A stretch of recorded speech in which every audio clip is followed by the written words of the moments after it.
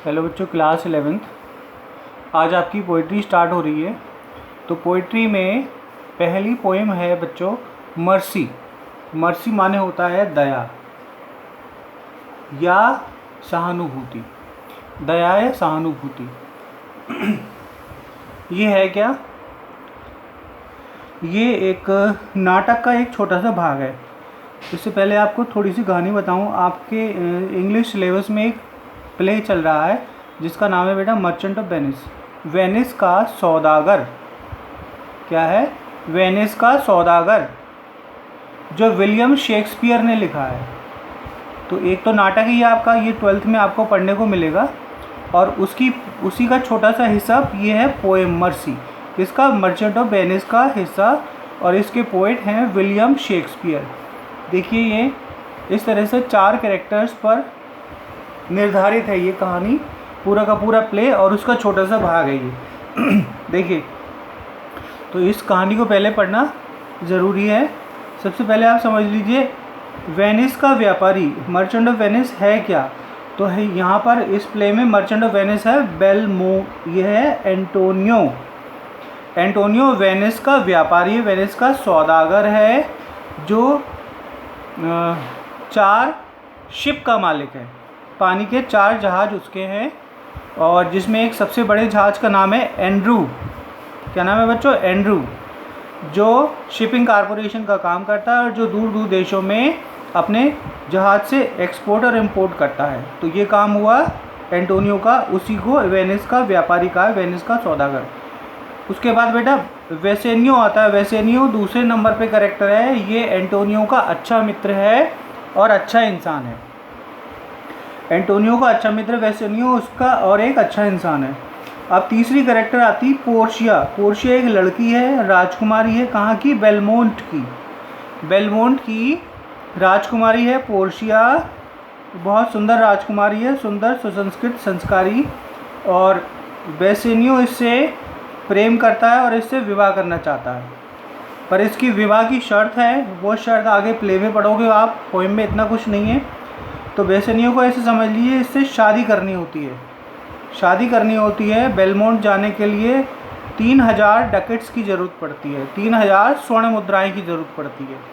ठीक है, 3000 स्वर्ण मुद्राओं की ज़रूरत पड़ती है किसे? वेसेनियो को।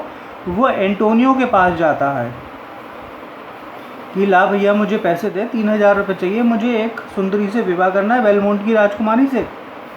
एंटोनियो ने कहा हाँ ठीक है, मुझे अच्छा लग रहा है, तूने मुझसे कहा, मैं दोस्त हूँ तेरा, पर एक बात का खेद है कि अभी मेरे पास पैसे नहीं हैं और मैं इसीलिए तुम्हारी मदद नहीं कर सकता। हालांकि वेसेनियो की एंटोनियो पहले कई बार मदद कर चुका है, पर आज उसके पास पैसे नहीं, क्योंकि अपना सारा पैसा जो है वो व्यापार में लगा चुका है, शिपिंग कॉरपोरेशन में लगा चुका है। सामान खरीद कर जहाज़ पे लाद कर विदेशों को भेज चुका है। अब उसके पास पैसे नहीं है।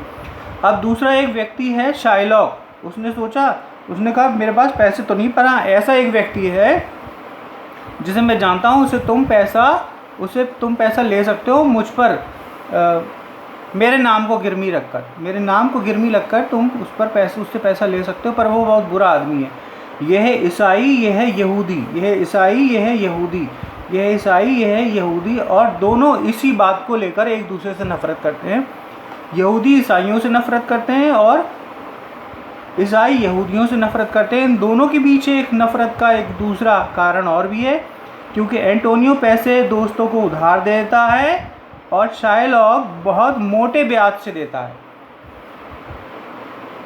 ये हेल्प करता है और ये बिजनेस इसका। इसीलिए कहना चाहिए एक तरीके से एंटोनियो शाइलॉक का व्यापार खराब कर रहा है, क्योंकि जिसे पैसे की ज़रूरत होगी, एक जगह ब्याज पे मिल रहे पैसे, इंटरेस्ट पे मिल रहे हैं, एक जगह उधार पैसे मिल रहे हैं, तो निसंदेह कोई भी उधारी की तरफ ज़्यादा अच्छे से इंटरेस्ट लेगा और उस तरफ मुड़ जाएगा। तो इस तरह से ये उन दोनों के नफरत का कारण था।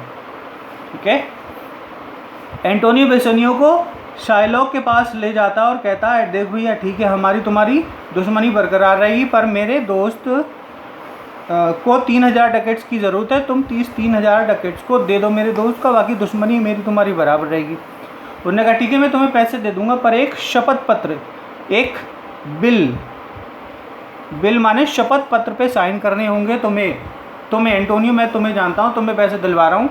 और वो शपथ पत्र ये है कि 3 महीने के अंदर अगर 3000 डकेट्स बेसिनियो लाकर मुझे दे देता है तो ठीक है, नहीं तो 3 महीने के बाद मैं तुम्हारे हार्ट में से 1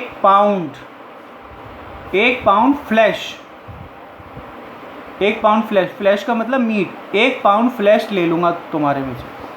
पर एंटोनियो का चलो ठीक है, मित्रों की बात है, और उसे ऐसा भरोसा था कि हाँ मेरे जहाज़ 3 महीने से पहले आ जाएंगे और मैं पैसा पे कर दूँगा। तो इस तरह से ये थी कहानी बेटा। अब मैं आपको पोएम समझा रहा हूँ, आशा है आपको समझ में आई होगी। एंटोनियो बेसिनियो पोर्शिया शार्लॉक की कहानी, और इसी पे पूरा का पूरा प्ले एक तरीके से छोटे सूक्ष्म रूप से समझा दिया, ठीक है। तो ये पोएम जो है मर्सी, ये पोर्शिया द्वारा एंटोनियो के लिए, क्योंकि 3 महीने की मुद्रा पूरी हो जाती है, 3 महीनों की म्याद जो है पूरी हो जाती है, और एंटोनियो को ये पत्र भेजता, तुम मरने के लिए तैयार हो जाओ, 3 महीने तुम्हारे पूरे हो चुके हैं और मैं तुम्हारे हार्ट के पास से 1 पाउंड फ्लैश ले लूँगा, क्योंकि ये शपथ पत्र में लिखा हुआ है। It is a written document, so I am ready to take your 1 pound flash from your heart.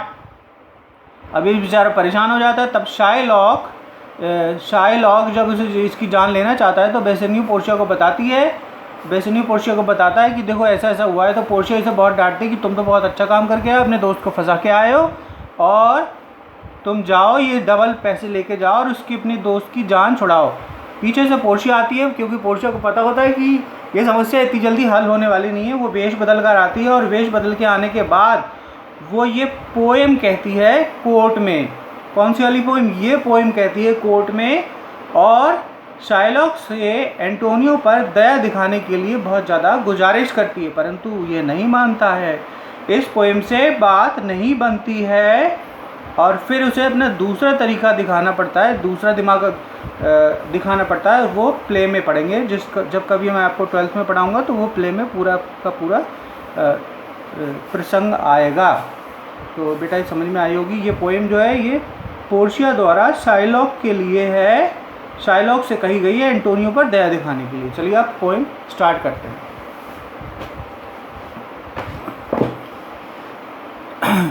ये बच्चों विलियम शेक्सपियर का ये नाटक है, सामने दिखाई देगा आपको।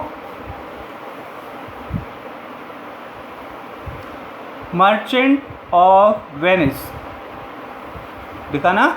मर्चेंट ऑफ वेनिस की ये पोएम है, छोटा सा भाग है। चलिए बहुत छोटी सी पोएम है, मैं आपको पढ़ा देता हूँ, समझ में आएगी आपको। थोड़ा सा मैं लार्ज कर रहा हूँ इसे।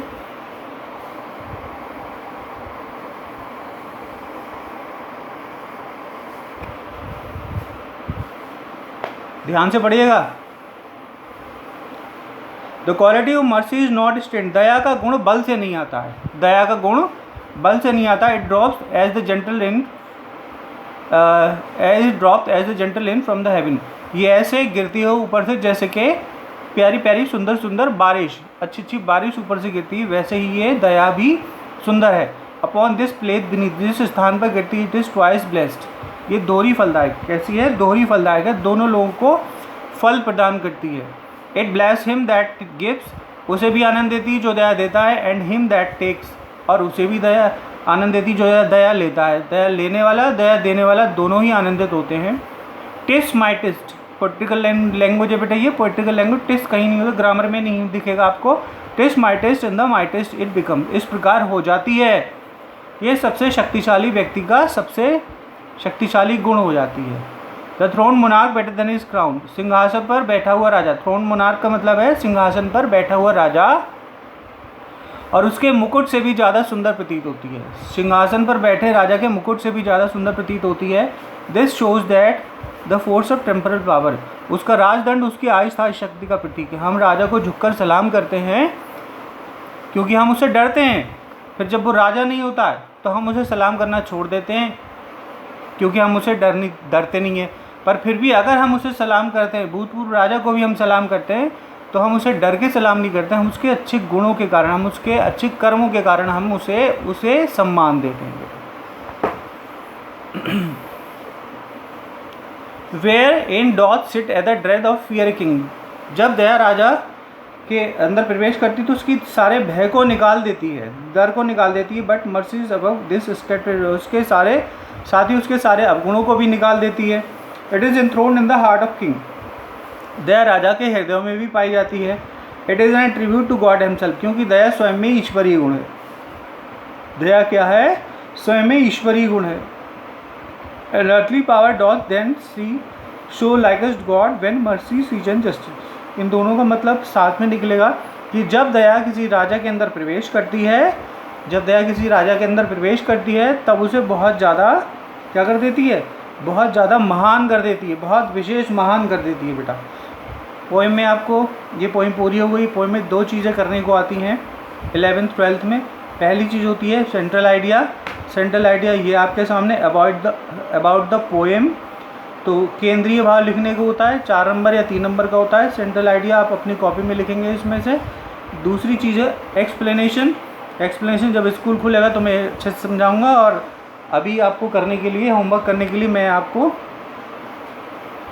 इसका टेक्स्ट दिए दे रहा हूँ, वो आप कॉपी में कर लीजिएगा। बाकी क्लास में आएंगे तो हम फिर से आपको होमवर्क एक्सप्लेनेशन करना सिखाएंगे, क्योंकि ऐसे आपको समझ में नहीं आएगा। ठीक है, तो आपको कॉपी पे, आपको बाद में बोर्ड पे समझाना पड़ेगा, समझा के अभी आपको समझ में नहीं आएगा। तो इसीलिए मैं इसकी PDF, इसकी सोल्यूशन की PDF भेज रहा हूँ, वो फ़िलहाल आप कॉपी में कर लीजिएगा। और आपके पेपर शायद मैं अब आपको वीडियो नहीं भेज पाऊँ, अब आपके पेपर ही शुरू हो जाएंगे 25 तारीख से शायद। तो उस पेपर के लिए अच्छे से बच्चों तैयारी कर लेना। सारे जितना कुछ पढ़ा दिया है, आपको बहुत बहुत शुभकामनाएं। All the best for your exams. बहुत अच्छे से अपने पेपर की तैयारी कीजिएगा और अच्छे पेपर कीजिएगा घर पे बेटा। ओके बच्चों।